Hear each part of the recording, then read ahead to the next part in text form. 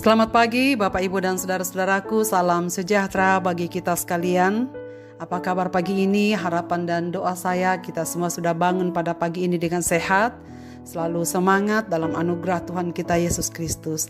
Senang sekali saya menjumpai Bapak Ibu dan saudara-saudaraku. Sebelum beraktivitas di hari ini, mari bersama kita membaca firman Tuhan dari Matius pasal 6 ayat 5-7. Semoga menjadi panduan kita untuk berjalan bersama Tuhan di hari ini.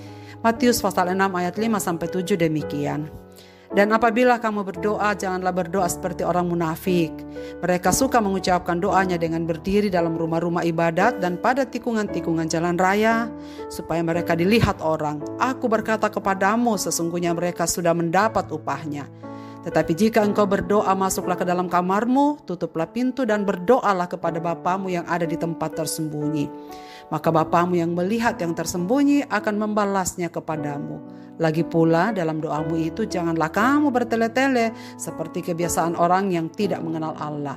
Mereka menyangka bahwa karena banyaknya kata-kata doanya akan dikabulkan. Waktu doa pribadi. Saudara-saudara pendengar renungan pagi yang dikasihi Tuhan, di manakah saudara sering berdoa? Pada waktu hari Minggu kah? Pada waktu ibadah-ibadah persekutuan? Atau saat bersama orang lain?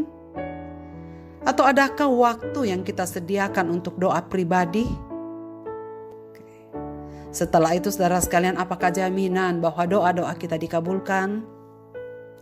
Dahulu saya mengira semakin lama durasi berdoa atau semakin suntuk kita berdoa, semakin banyak kata-kata kita berdoa, semakin besar kemungkinan doa kita dikabulkan. Namun seiring dengan berjalannya waktu, semakin bertumbuh di dalam pemahaman firman, saya mengerti bahwa pemikiran seperti itu kurang tepat. Kini saya memahami bahwa durasi doa, banyaknya kata-kata, tempat di mana kita berdoa tidak selalu berbanding lurus dengan kemungkinan doa kita itu dikabulkan.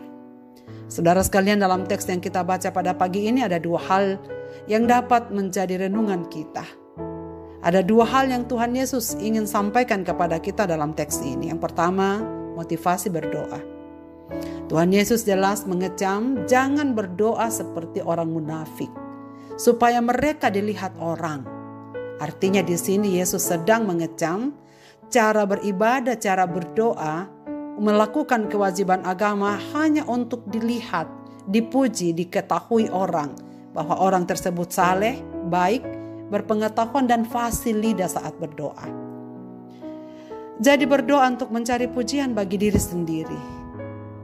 Jelas doa semacam ini tidak dikenan oleh Tuhan. Jika kita masih mencari pujian manusia, maka kita gagal menghormati Tuhan. Jika kita berdoa dengan keinginan dipuji manusia lebih besar daripada diperkenan Allah, maka sebenarnya kita sedang berdoa dengan cara yang sedang dibenci oleh Tuhan. Tetapi motivasi ingin dipuji oleh manusia bukanlah satu-satunya dosa di dalam doa yang salah. Seruan kita dan permohonan kita hanyalah tindakan munafik yang tidak benar-benar keluar dari hati kita. Doa yang sejati keluar dari hati yang terbeban dengan sangat, sehingga selain berdoa, orang tersebut juga berdoa rela mengorbankan waktu, tenaga, uang, bahkan diri sendiri supaya apa yang dia doakan benar-benar terjadi. Mari belajar berdoa dengan meminta supaya hati kita tergerak untuk melakukan sesuatu bagi Tuhan. Itulah gerakan yang akan membuat kita rindu berdoa dengan sungguh-sungguh kepada Allah.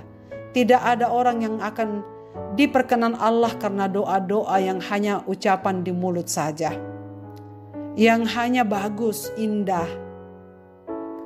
Tetapi doa yang keluar dari hati yang rindu menyenangkan Tuhan, itulah doa yang dikenannya.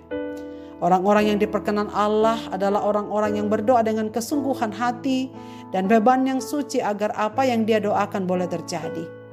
Orang-orang yang siap untuk membayar harga apapun agar apa yang dia doakan terjadi di dalam hidupnya.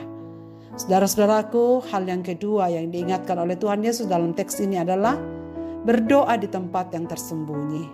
Masuklah kamar, bahkan kunci, agar tidak ada yang lihat bahwa kita sedang berdoa. agar tidak ada yang tahu bahwa kita sedang berdoa dan tidak ada yang mengganggu jam doa kita.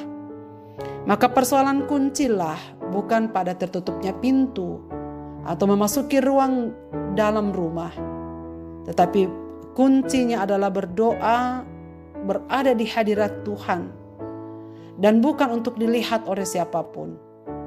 Manusia dapat berdoa kepada Tuhan dalam ketenangan hati yang tersembunyi di mana saja dan kapan saja. Ini persoalan hati yang sungguh-sungguh menghampiri Tuhan. Ketenangan jiwa yang sungguh-sungguh bertemu dengan Tuhan, berpadu dengan hati Tuhan. Ini bukan persoalan berapa kali kita berdoa.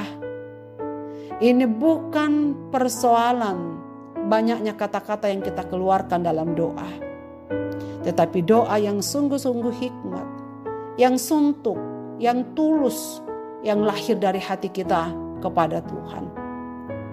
Saudara sekalian, hal ini mengajarkan kita bahwa setiap anak Tuhan sebaiknya memiliki tempat dan waktu untuk berdoa sendirian di hadapan Allah. Ada banyak orang Kristen yang hanya bisa berdoa ketika bersama dengan saudara-saudara seimannya. Tetapi tidak punya waktu khusus, tidak punya tempat khusus untuk hanya dia dengan Tuhan dalam doanya. Ada waktu khusus di mana hanya saya dan Tuhan. Ada waktu sendirian bersama Tuhan. Doa pribadi yang sungguh dipersembahkan di hadapan hadirat Tuhan, di mana tak seorang pun yang dapat melihat dan mengetahui kita sedang berdoa. Yesus memiliki tempat semacam itu, sebagaimana contoh dan teladan yang Ia berikan kepada kita. Dalam Matius pasal 14 ayat 23 di sana dikatakan, dan setelah orang banyak itu disuruhnya pulang, Yesus naik ke atas bukit untuk berdoa seorang diri. Saudara perhatikan, seorang diri. Yesus pun punya kebiasaan berdoa seorang diri dengan Bapanya. Ketika hari sudah malam, Ia sendirian di situ. Terus dalam Markus pasal 1 ayat 35 juga dikatakan hal yang sama. Pada waktu itu pergilah Yesus ke bukit untuk berdoa, dan semalam-malaman Ia berdoa kepada Allah. Doa yang Ia panjatkan di tempat yang tersembunyi, tidak ada seorang pun yang melihatnya dan bersamanya. Dan disitulah Ia mencurahkan isi hatinya kepada Bapanya di sorga. Waktu menyendiri bersama Bapa, waktu seorang diri hanya dia dengan Tuhannya. Dan saudara sekalian, prinsip ini mengajarkan kita bahwa sebagai murid Kristus kita perlu memiliki waktu teduh bersama dengan Tuhan secara pribadi. Dan inilah mengukur kerohanian kita, seberapa dekat kita dengan Tuhan. Pada pagi hari penting untuk kita berdoa, menyerahkan diri dengan segenap kegiatan kita di hari itu kepada Allah, sebagai tanda bahwa kita tak dapat berjalan sendiri dan mengakui kelemahan diri kita. Kita hanya bisa berjalan di hari ini di dalam anugerah dan pertolongan Tuhan. Maka kita perlu bersandar padanya. Doa pada pagi hari. Doa pada malam hari juga penting. Kita menutup hari kita dengan ucapan syukur atas kemurahannya dalam menyertai sepanjang hari aktivitas kita. Dan Ia menyertai kita hingga tiap malam kita dapat beristirahat dengan tentram. Dan bukan hanya pagi hari, malam hari, tapi kapanpun Roh Kudus mendorong kita untuk berdoa. Doa yang didengar Tuhan bukanlah terletak pada berapa banyaknya, tetapi saat hati kita merasa dorongan Roh Kudus untuk berdoa. Bapa kita berjanji untuk memberikan pahala secara terang-terangan dengan doa yang dikabulkannya. Dengan kehadirannya yang khusus saat kita berdoa dengan tulus, bukan munafik untuk mencari kehormatan diri sendiri, untuk mencari pandangan orang dan pujian orang. Tuhan berjanji mengabulkan doa yang kita panjatkan di dalam ketenangan batin, di tempat yang tersembunyi, di mana tidak ada seorang pun yang tahu apa yang sedang kita doakan. Saudara-saudaraku, adakah kita memiliki waktu yang khusus untuk berdoa dengan Bapa di setiap hari? Adakah saudara memiliki waktu doa pribadi dengan Bapa? Mari kita bersama membuat komitmen baru, supaya Tuhan menolong kita. Mulai dari sekarang, kita memiliki waktu teduh bersama dengan Tuhan. Doa pribadi, doa yang kita sampaikan tersembunyi dan rahasia kepada siapapun. Hanya kita dengan Tuhan yang tahu. Waktu dan tempat yang khusus bersama dengan Bapa. Dan saat itulah kita bebas berbicara dengannya. Menyampaikan segala hal yang ada dalam hati kita. Ucapan syukurkah? Permohonankah?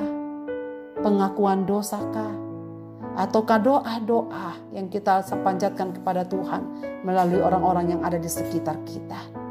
Dan dengan itu ada jaminan doa bagi kita sekalian. Mari kita berdoa. Bapa di sorga, Bapa di dalam nama Tuhan Yesus, tolonglah kami supaya kami belajar memiliki waktu yang khusus bersama dengan Bapa. Tempat yang khusus kami menyampaikan isi hati kami kepadamu. Menjalin hubungan yang intim dengan Dikau di dalam doa-doa kami sebagaimana teladan yang Yesus Kristus ajarkan pada kami. Kami mohon ampun ya Tuhan, karena kadang-kadang kami melalaikan jam-jam doa pribadi. Kiranya Tuhan mengajari kami pagi ini supaya kami memilih waktu yang tepat. Kami memilih tempat yang tepat di mana kami dapat menyampaikan doa-doa pribadi kami kepadamu. Hamba-Mu mendoakan segenap pendengar renungan pagi ini dimanapun mereka berada dalam segala keadaan mereka. Bapa, berkenanlah Engkau memberkati mereka. Berkenanlah Engkau menghibur mereka yang berduka. Berkenanlah Engkau menyembuhkan yang sakit. Berkenanlah Engkau memberikan jalan keluar bagi saudara-saudara yang memiliki persoalan-persoalan khusus di dalam kehidupan pribadi, rumah tangga, dan kehidupan sosial mereka. Biarlah anugerah Tuhan yang nyata atas hidup mereka, sehingga sungguh-sungguh doa pribadi yang mereka panjatkan kepadamu adalah doa yang tenang, suntuk hikmat, di mana mereka leluasa berbicara dengan Engkau. Dalam tangan kasih-Mu Bapa, kami serahkan hidup kami di sepanjang hari ini. Di dalam dan demi nama Yesus Kristus Tuhan kami memohon doa ini. Amin. Selamat beraktivitas Bapak, Ibu, dan saudara-saudaraku. Tuhan Yesus memberkati kita sekalian.